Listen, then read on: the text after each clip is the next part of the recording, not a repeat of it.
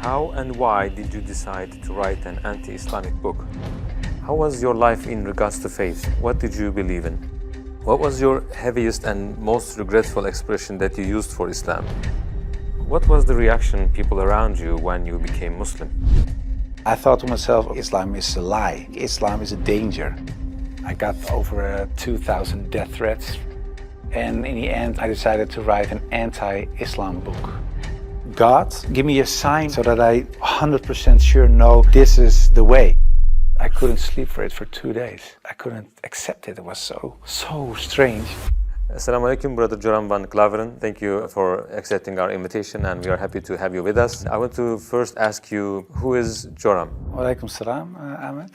Thank you very much for the invitation. It's a great honor for me to be here. Joram van Klaveren was born on January 23 in 1979 in Amsterdam, in a pretty regular family: father, mother, brother, another brother, younger, sister, a cat. In Amsterdam, I was born and raised there. We're a practicing Protestant family. After I finished high school, I studied comparative religion. I was a teacher for a few years. There happened a lot of things in the Netherlands, especially in my life. Also, when I look at the bigger picture when it came to Islam, I became politically active for the Freedom Party. I became a member of parliament. And in the end, I decided to write an anti-Islam book, which started as an anti-Islam book, changed into this search for God, and it ended up me becoming a Muslim. How was your life in regards to faith? What did you believe in? Before I was a Muslim, I was a Protestant Christian from the Reformed Church. We read from the Bible, we all got biblical names, we were all baptized, we went to church, etc., etc. So we're pretty Christian in that way, in that sense. Of course, I believe that there is a creator. I believed in heaven, hell. I believed in angels, revelations. And of course, what separates the Christians from the Muslims is that I believe that Jesus Christ was the Son of God. Yeah, in a more philosophical way, I believed he was God himself, of course. I believed in the resurrection and crucifixion of Christ, of course. And I believed in the atonement. But because the Trinity is a very complex concept, whether you believe it or not, it's still very complex. Because if there is a God in the Bible, it says God is eternal. But if you are eternal and you die, you cannot be eternal, immortal at the same time. So that was something when I was a little older, 16, 17, I started questioning things like that. It's not very logical. I talked to many priests, preachers, even rabbis, and the answers I got weren't very satisfying. That made it for me kind of complex, and in the end I had some doubts about stuff like this, but I said, well, I set it aside and I thought, okay, I just believe it, and perhaps I'm not smart enough to get the whole picture. And I still believed in God. I still believed that Jesus was a very important person. I believed he was the Son of God, but how it exactly was, I left it for what it was. How and why did you decide to write an anti-Islamic book? After high school, I went to university and I did comparative religion. And the remarkable thing, I think, was that the first day of me going to college was September 11, 2001. Already thought, okay, these Muslim guys are kind of crazy and this religion isn't the truth. Then a few years later was this guy in the Netherlands called Theo van Gogh. He was a famous filmmaker and he was killed in the street. He was shot and they tried to slit his throat and they put a knife in his stomach with a letter on it for another girl, Ayaan Hirsi Ali, and it said, "You are next." So it strengthened my anti-Islam feelings in such a way that I thought, well, I have to become politically active to do something and stop this evil of harming our country. You started politics because of Islam. Yeah, and that really had to do with Islam. That was the reason that I wanted to write a book, to explain to people why Islam was a danger for the world. When I was writing my book, like I said earlier, the questions, the doubts I had about Christianity popped up again. And that was about truth, of course, because I was a believing Christian guy. And yeah, the Christian questions I had in the end were answered in an Islamic way. Because, of course, when I started writing the book, a lot of people think that it was a political book. But it wasn't so much a political book, it was a religious book, because I wanted to show people why Islam was a danger as a religion, and I wrote it from a Christian perspective. So in the beginning I made a comparison between the Christian concept of God and the Islamic concept. So I started comparing it. But because I had these doubts about the Trinity and I saw Tawheed, the oneness of God in Islam, I thought, yeah, it sounds a little bit more logical. And then I thought to myself, well, I reread the Bible to refresh myself, to see, okay, why isn't the concept of Islam, the Tawheed concept, isn't isn't the Christian concept. But when I was reading the Old Testament and I saw what the Old Testament prophets said, it was one God, one God, one God. And then I thought, okay, I'll look only at the words of Jesus Christ in the New Testament. And then there's this story in the New Testament where a guy comes to Jesus and he asks him, what is the most important thing in life? How can I gain paradise? And he says there are two things. He says, hear, O Israel, hear your God is one. Treat your neighbor as you want to be treated yourself. So I thought, well, even Jesus Christ says, hear, O Israel, your God is one. So I thought, well, this whole Muslim concept of God sounds more logical, and it's the same concept that I find in the Old and the New Testament. And I know Christianity as a religion teaches something else, but it isn't the concept of God that I find in the Bible. So after weeks and weeks of study, rereading all kinds of books, I thought to myself, okay, perhaps this oneness of God is something that is true. So that's how it started. What resources did you use while doing your research? Because I was kind of shocked, I started writing to several authorities on these religious matters. And one of the guys that I wrote to was Sheikh Abdul Hakim Murad, and he's a professor from Cambridge University. But in a way, it was kind of strange, of course, because I was a politician back then still. I was writing an anti-Islam book with an anti-Islam purpose. And I'm asking this Muslim professor from another country, can you help me? So I told him, I'm writing a book. I have a lot of questions. So I was very plain why I thought, why is Islam promoting terrorism? Why is anti-woman? Why is anti-Christian? Anti-whatever. After, I think, 6 weeks, he sent me a very extensive email. And he started explaining, directly answered a lot of my questions. But he also told me, you have to read this article, read this book, read that book, ask this person. And so he was very extensive in his way of explaining. But in the end, after I read all these books and articles and made a comparison between prophets from the Old Testament with Muhammad, peace and blessings be upon him, I had no arguments anymore to say they are prophets and he is not. And I thought to myself, well, if I accept Moses on these grounds and I cannot accept the prophet, then there is something else. So I thought, why don't I think he is a prophet? And I thought, oh, perhaps because he had many wives. But then again, when you look at Solomon or you look at King David, Abraham, there are a lot of people in the Old Testament that had more wives. And when you look at even outside of the religious books,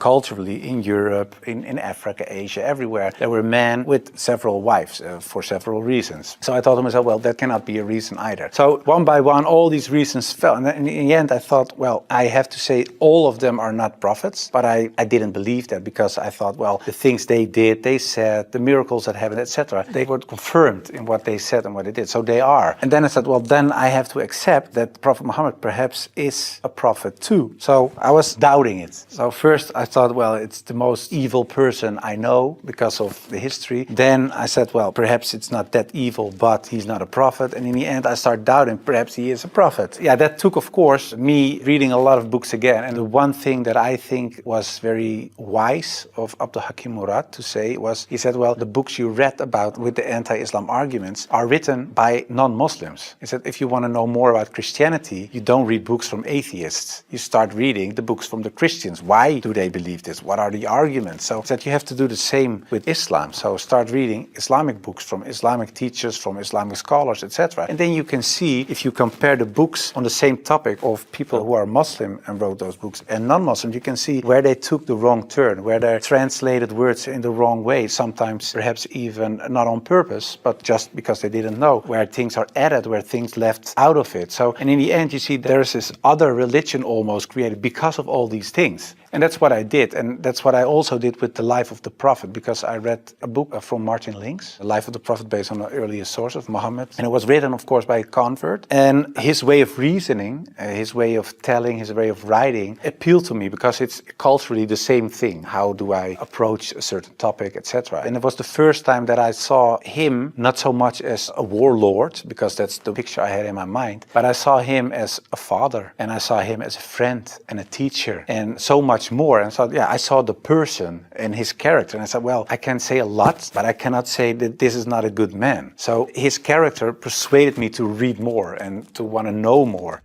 What surprised you the most while doing your research? The story about Hind, there was something that, like a switch, like I had to change. And it was because I thought Hind was the wife of one of the enemies, Abu Sufyan. And in a way, they gave money to kill Hamza, the favorite uncle of the Prophet. And that was what happened on the battlefield. He got killed. They even paraded with his ears and cut off his nose and horrible stuff. So the Prophet was deeply sad, of course, of what happened. And years later, he became powerful. He came in power in Mecca. And then there was Hind. And I was reading this book and I thought, okay, now she gets crucified or her head gets cut off or something like that. But he said, well, I cannot look at her right now, but everybody is forgiven. And if you want to stay here and live among the Muslims, it's possible. If you don't want that, you can go. But bloodshedding is over now. And I thought to myself that she was forgiven. If you can forgive someone who kills a relative, especially a favorite uncle of you, even starts parading with parts of his body to show other people that she humiliates you and whatever you stand for, that means you have such a great character. It's very special. It's something you don't see. And that's what he did. So I thought to myself, well, it was a really special guy. And when I thought that, I thought, well, I have these arguments for him being a prophet. I see his character. I see the way he treated other people. I see how he treated his enemies. I think he is a prophet. But then I thought to myself, whoa, that's horrible. Because I already accepted this oneness of God. And now I say he is a prophet. If I say there is only one God and Muhammad is his prophet, that's almost shahada. So I thought to myself, okay, let's close the books. Stop. This is going in the wrong direction. And of course, I wasn't that anti-Islam anymore because of what I read, what I saw, and what I experienced. What I tell you now, it sounds a little like a fairy tale, but it really happened. In the end, there were all these books at the table. And when I had this feeling of, yeah, okay, this is shahada in a way, I thought, well, I put all the books away and I put the books on the highest shelf. But there were so many books that a lot of books fell off the shelf. And one of the books that fell off the shelf was the Quran. And when I picked it up, my hand was on a page with Surah 22, Ayat 46. And it says, it's not the eyes that are blind, but the hearts. And I thought to myself, that really is my problem, because it wasn't the eyes. I really could see what I written down myself. Nobody forced me to write this book. Nobody said you have to write this or that. I started writing myself and I could see it with my own eyes, but I still couldn't accept the fact that I said he is a prophet, there is this one God. I just couldn't. So it wasn't my eyes that were blind, but it was really my heart. I couldn't accept it. I think my nafs or whatever, my ego, I couldn't accept it. And I said, well, God, I don't care if it's the God from the Bible or the Quran, give me a sign or something so that I 100% sure know this is the way. And I went to bed, but when I woke up, I felt very secure in myself. I really felt very secure. I've never been more secure about anything else. The whole anxiety or the whole doubting issue, it disappeared like snow for the sun. And I thought to myself, well, I think I'm a Muslim. Well, and then of course I had to tell other people. What was the reaction of the people around you when you became Muslim? Assalamu alaikum, brothers and sisters. We saw that 80% of our audience, including this video, are not subscribed to our channel. As you know, we are a non-profit organization and advertisements are disabled on our videos. So the only reason we are asking for this is to spread the truth. It may seem like a small act, but inshallah, it may be a means of guidance for many people. Now let's click the subscribe button and let's together walk towards eternity. What was the reaction of the people around you when you became Muslim? Most of them were very negative, of course. For a lot of people, especially some uncles and aunts, it was kind of a shock. They heard it when it was on the news. I told my mother and my mother started crying. And my wife was pretty open. Yeah, she was very cool about it. She said, well, if Islam is what you really believe and that's in your heart, who am I? And yeah, some people from my old work were really aggressive. I got over 2,000 death threats from people who used to support me, of course. People who voted for me. People said the most horrible things. We will rape your wife, shoot you, we know where your children go to school, stuff like that. And most of them, of course, is nonsense because they're crazy people writing things on their computer. So it was kind of a hectic time. And I had to tell my work, of course, and it was this Christian organization. So to say, the leader of the pack, he said, I can't believe it. And he said, well, I noticed this change when you talked about certain topics on radio. You were kind of a little more mild, not so harsh anymore, but you becoming a Muslim? And after I said, yeah, I became Muslim, he said, I couldn't sleep for it for 2 days. I couldn't accept it. It was so strange. But the hardest part for me was telling my grandfather, because my grandfather was dying and he was 93, 94 years old and he was on his deathbed at home. I had to tell him, and my mother told me, yeah, you have to tell your grandfather. It was her father. So I said, well, then you have to come with me. It's got like a shield. And I just said, well, grandfather, I became a Muslim. And then he closed his eyes. And I thought he stopped breathing because, yeah, he was so old. And he really stopped breathing for a while. And then he started breathing again. And he looked at me and he said, well, at least you didn't become a Catholic. So it was very funny. The last thing, and my old boss from the radio, he said, well, how do we know that you're not becoming Hindu one day or something else?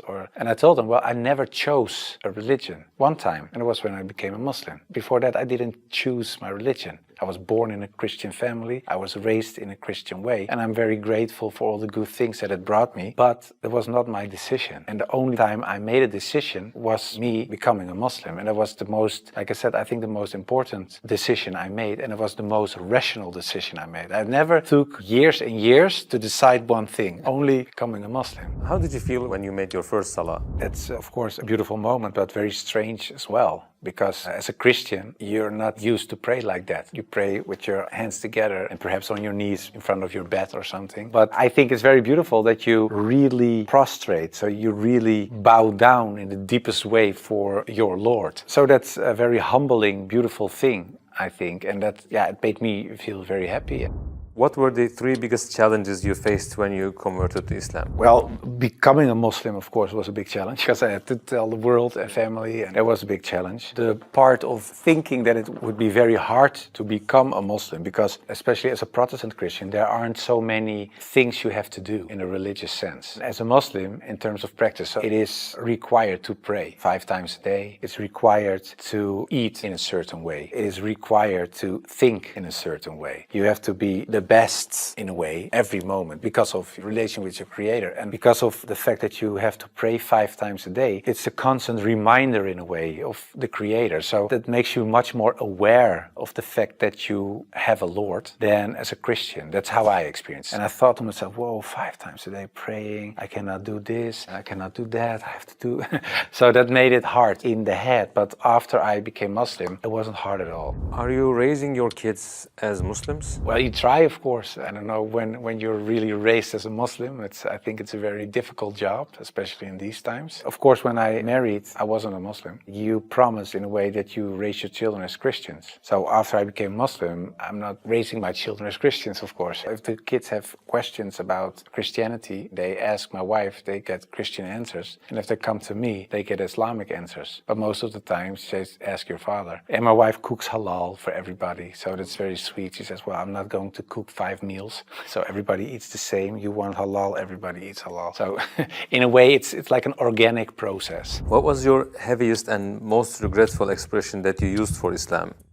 I think Islam is a lie. Because that's something I used to say. Islam is a lie, the Quran is poison. But when I said Islam is a lie, that's the whole religion and everything that comes with it. So that's like the highest level of Jahiliyyah in a way.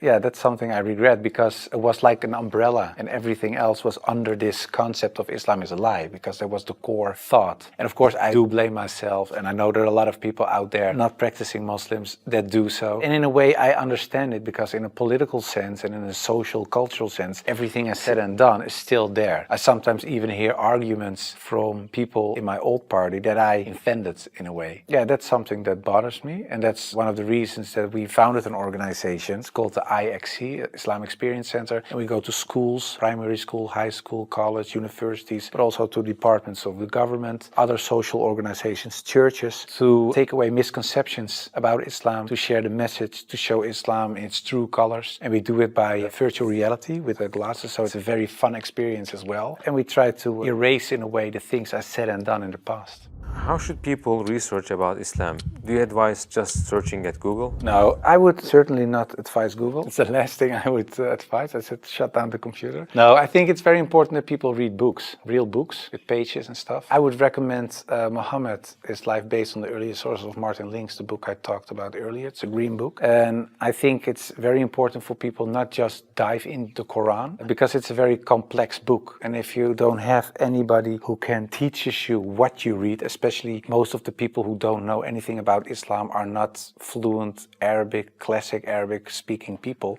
So you will read an interpretation of the Quran or a translation, and most of the time that's not the real deal, of course. So I would advise people just to study the Sirat, study the character and the life of the Prophet, because that's what the tradition teaches us as well. His life was the Quran. He was the living Quran in a way. Just study his Sunnah, and I think that is the best way of discovering Islam.